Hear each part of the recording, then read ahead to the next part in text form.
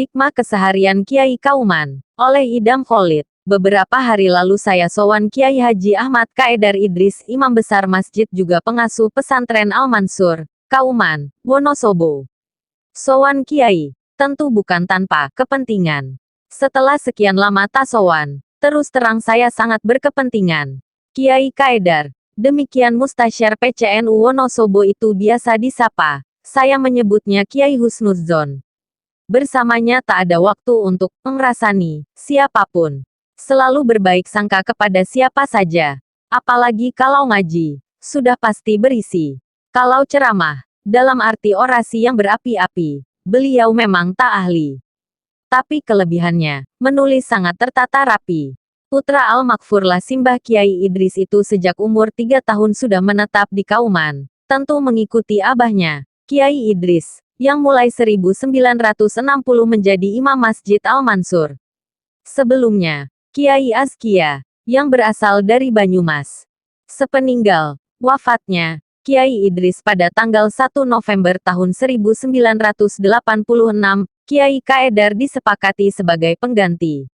Santri kinasi Simbah Kiai Haji Ali Masum Krapyak itulah yang sampai saat ini juga mengasuh pesantren Al-Mansur. Pesantren di bawah Yayasan Masjid Al-Mansur itu kini telah berkembang pesat. Memiliki sekolah formal SMP dan SMA Islam, juga SMK. Dulu, dirintis sejak 1962, hanya berupa asrama, tempat tidur santri yang khusus mengaji. Ada tradisi unik di Masjid Al-Mansur yang sampai hari ini masih terjaga dengan baik, yaitu setonan. Tak lain, pengajian massal yang diselenggarakan setiap hari Sabtu siang, ba'da zuhur sampai asyar. Sudah berjalan puluhan tahun, saat sebelum pandemi, pengajian seton, demikian masyarakat Wonosobo menyebutnya selalu ramai pengunjung. Ribuan warga masyarakat dari seluruh penjuru Wonosobo memadati serambi dan halaman Masjid Al-Mansur.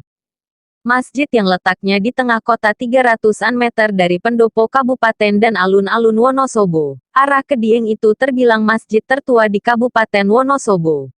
Dirintis awal pada 1825 oleh Kiai Haji Raden Mansur. Kiai saudagar inilah yang mewakafkan 7.000 meter lebih tanahnya yang sekarang menjadi bagian penting dari kampung Kauman itu sendiri. Masjid Al-Mansur berdiri kokoh di lahan itu. Juga berbagai sarana pendidikan dan pusat perbelanjaan. Kauman atau Pakauman, dalam sejarahnya, selalu merujuk kepada pemukiman di sekitar masjid. Boleh dibilang, kampung, santri. Di Yogyakarta misalnya, kita mengenal Kauman sebagai kampung di mana Muhammadiyah didirikan.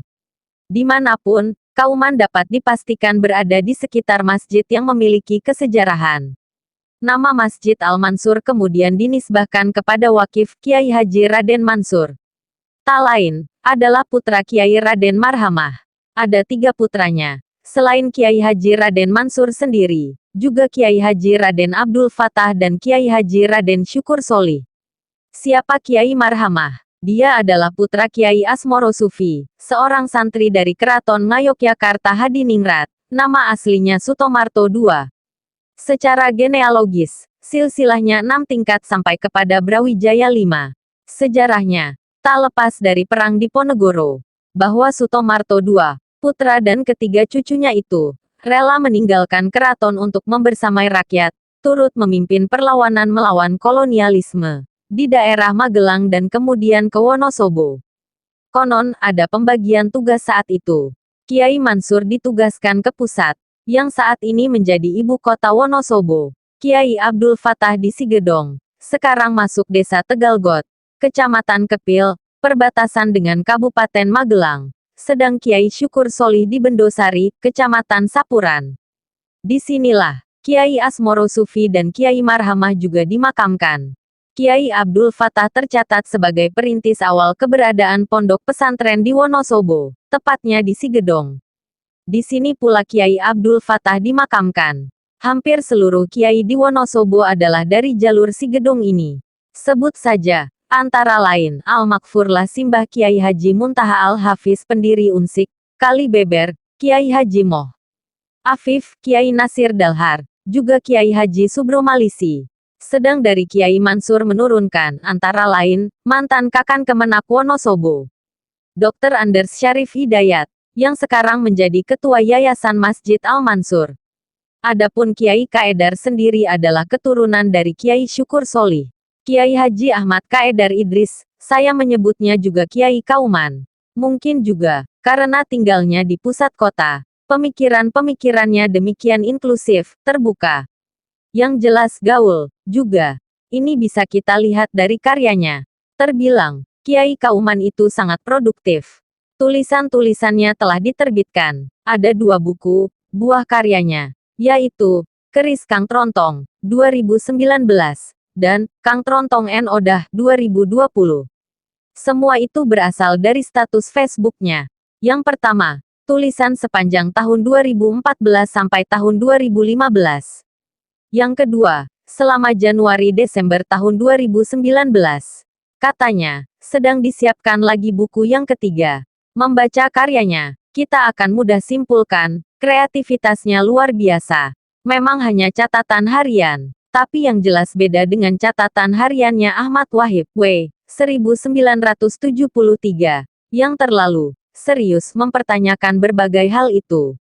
Dari sisi imajinasi, ketokohan, mungkin bisa disamakan dengan Sudrun dan Markesot-nya Cak Nun yang viral pada awal 1990-an itu. Bedanya, jika Cak Nun menuangkan karyanya di media mainstream, Kiai Kaedar, konon, hanya iseng saja di media sosial. Tapi begitulah, keisengan Kiai tetaplah beda dengan kita pada umumnya. Kita bermedsos mungkin hanya iseng belaka, sekadar usil, untuk pelampiasan. Sedang usilnya Kiai Kaedar, sebagaimana Ahmad Tohari tegaskan dalam kata pengantar Keris Kang Trontong menjadi kebajikan dalam keusilan. Dengan tokoh utama Kang Trontong dan Odah, buku tersebut dengan tepat memotret realitas kehidupan sehari-hari, bagaimana merespons berbagai fenomena dan persoalan yang ada. Sama sekali tak serius, tapi santai dan jenaka. Keusilannya sangat mengesankan, membawa pesan, kearifan, untuk menggugah kesadaran terdalam kita. Dengan keusilannya itu, Kiai Kaedar tampak konsisten selalu berikhtiar menggali hikmah keseharian yang selama ini acap kali kita lupakan. Maka, untuk kita semua, yang jauh lebih mudah, sangat jelas pesannya. Gunakan Android, yang ada aplikasi Facebook, WhatsApp, Twitter atau Instagram seoptimal mungkin sebagai media menyampaikan pesan kemaslahatan, untuk usil, menggali hikmah keseharian. Kali Suren, tanggal 14 Februari tahun 2021. Idam Khalid, Ketua Umum Jamaah Yasin Nusantara, Jaya Nusa, Ketua Pembina Gerakan Towel Indonesia.